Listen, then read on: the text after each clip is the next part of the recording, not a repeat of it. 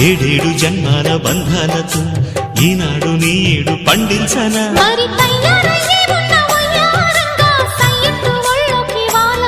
చూసుకొచ్చానమ్మా చూడు ఉత్సాహంగా చిన్నారి వన్నెల్ని ఏలంగా ప్రతిక్షణం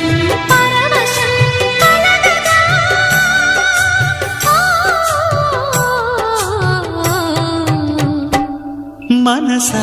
పలకవే మధుమాసపు కోయిలవై చెలివే తెలుపవే